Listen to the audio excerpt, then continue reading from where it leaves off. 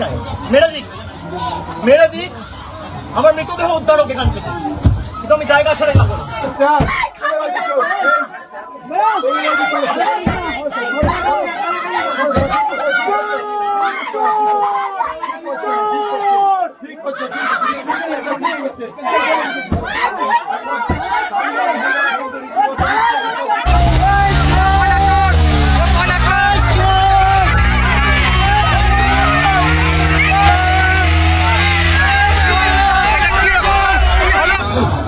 মাথাটা বেঁচে গেছে খালি আমরা একটা হেলমেট পরেছিলাম।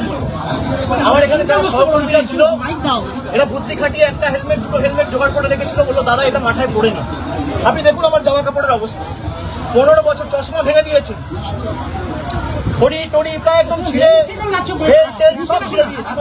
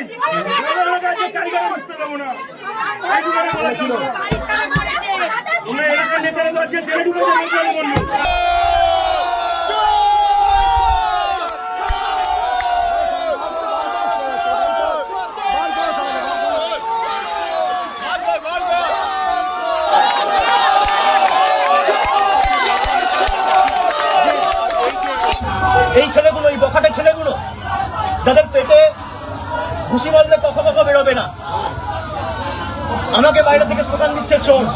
আর বাংলার বর্তমান মুখ্যমন্ত্রীকে নির্লজ্জ দোকান কাটার মতো হাত বার করে টিভির পর্দায় 5 লক্ষ টাকা ঘুষ নিতে দেখা গেছে। বাংলার কোন মুখ্যমন্ত্রীকে টিভির পর্দায় আজ পর্যন্ত স্বাধীনতার পর এইভাবে নির্লজ্জভাবে কেউ টাকা নিতে দেখেনি। একমাত্র এই বিজেপির মুখ্যমন্ত্রী বর্তমানে যিনি চুরি করে মুখ্যমন্ত্রী হয়েছে, যার মাথার উপরে হামলা কেন? আপনাদের উপরে হামলা অনেক বছর ধরে ভেতরে চিন্তা ছিল, এখন পোকা যাচ্ছে। কত বাড়ি হয়েছে, ঘর বাড়ি কি করে হলো? একটা 17 জায়গা কি করে ঘর বাড়ি হলো? আমরা গরিব মানুষ ট্রেনে গান করি, আমাদের তো ইনকাম নেই, এখন টেলে গান গাইতে পারছি না, নতুন সরকার এসছে। যাই হোক, অভিষেক ব্যানার্জি এই যে এত সুন্দর কাদা পাড়িয়ে রাস্তা দিয়ে এলো, আমাদের এই রাস্তা পর্যন্ত ঠিক করে দেয়নি, সেই কাদা পর্যন্ত খেয়ে নিয়েছে। একজন মারা গেছে টিএমসির ছেলে, তার বাড়িতে এসে সম্বোধনা দিতে, তাহলে আপনার মার কাছে কতবার গেছিল? আমরা আজকে জিজ্ঞেস করবো, যাইনি তখন আপনার মার কাছে কতবার গেছিল? ওই মার অফিসে আমাদের চেক করবে যে আগের মতগুলো। হ্যাঁ আর ওর মা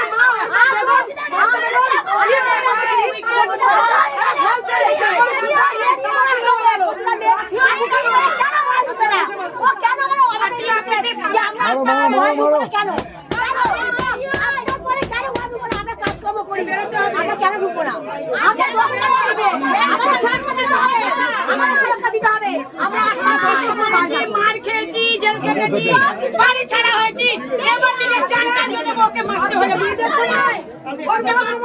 এতদিন জেল খেটেছি, যদি ওকে মেরে আবার জেল খাটি আমি সাথ করবো, আমি সাথ সন্ত্রাস চলে যাচ্ছে, সন্ত্রাস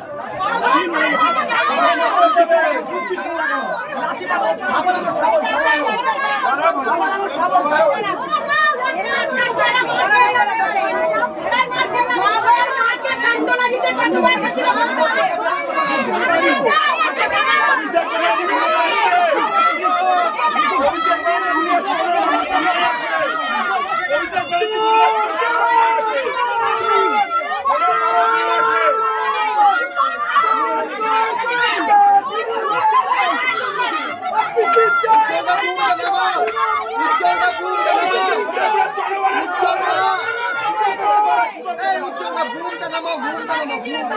কি বলবেন, মানে কি পরিবারের পাশে থাকবেন? আমি দেখা করতে এসেছিলাম, কিন্তু এই পরিস্থিতিতে আমি পরিবারের বৃদ্ধ বাবাকে ছেড়ে দিতে পারবো কিচ্ছু নেই। এবং আমার কাছে হোয়াটসঅ্যাপ রয়েছে, হোয়াটসঅ্যাপের কমিউনিকেশনের স্ক্রিনশট রয়েছে। দেখুন এখানে মিডিয়া রয়েছেন, তাও চাল ভাঙার চেষ্টা, ঘর ভাঙার চেষ্টা, দেওয়াল প্রায় ভেঙে দেয়, জানলা দরজা ভেঙে দেয়। আমি আমার কাছে সব রেকর্ড রেখে দিয়েছি।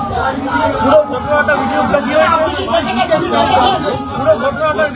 হয়েছে, হোয়াটসঅ্যাপের মাধ্যমে জেলা পুলিশ সুপার, আইসি সবাইকে আগে থেকে অ্যালার্ট করা হয়েছে যে এখানে কিছু বহিরাগত লোকেরা জমায়েত করেছে, আপনারা ফোর্স পাঠান, ব্যবস্থা নেই। একজন পুলিশের প্রতিনিধি নেই, একজন। আমরা ভয় পাওয়ার লোক নয় না। সিপিএম এর 34 বছরের অপশাসনের কাছে মাথা নত করেনি। বিজেপি যদি ভাবে ধমকে চমকে আমরা ঘরে ঢুকে যাব, তারা মূর্খের স্বর্গে বাস করছে। কিন্তু যে পরিস্থিতি আজকে এরা তৈরি করেছে, আমার মনে হয় সিপিএম এর বা ওই মধ্যযুগের বড়বড়তাও এদের কাছে লজ্জা পাবে। যেভাবে মানে মাথাটা বেঁচে গেছে, খালি আমরা একটা হেলমেট পরেছিলাম। আমার এখানে যারা সহকর্মীরা ছিল, এরা বুদ্ধি খাটিয়ে একটা হেলমেট, দুটো হেলমেট জোগাড় করে রেখেছিল, বললো দাদা এটা মাথায় পড়ে নি। আপনি দেখুন আমার জামা কাপড়ের অবস্থা, 15 বছর চশমা ভেঙে দিয়েছে, ঘড়ি টড়ি প্রায় একদম ছিঁড়ে, সব ছিঁড়ে দিয়েছে। পুলিশ কোথায়? পুলিশ নেই। আমি সংবাদ মাধ্যমের প্রতিনিধিদের বলবো যে এই প্রশ্নগুলোই আপনাদের তোলা উচিত। আমি এখন যেভাবে এসছি, আমি একইভাবে বেরিয়ে যেতে পারি, কিন্তু আমি হয়তো বেরিয়ে গেলাম, এই যে সঞ্জুর বৃদ্ধ বাবা মা, তার উপর তো চড়াও হবে। এই ছেলেগুলো, এই বখাটে ছেলেগুলো, যাদের পেটে ঘুষি মারলে কখ বেরোবে না, আমাকে বাইরে থেকে স্লোগান দিচ্ছে চোর। আর বাংলার বর্তমান মুখ্যমন্ত্রীকে নির্লজ্জ দোকান কাটার মতো হাত বার করে টিভির পর্দায় 5 লক্ষ টাকা ঘুষ নিতে দেখা গেছে। বাংলার কোন মুখ্যমন্ত্রীকে টিভির পর্দায় আজ পর্যন্ত স্বাধীনতার পর এইভাবে নির্লজ্জভাবে কেউ টাকা নিতে দেখেনি। একমাত্র এই বিজেপির মুখ্যমন্ত্রী বর্তমানে যিনি চুরি করে মুখ্যমন্ত্রী হয়েছে, যার মাথার উপর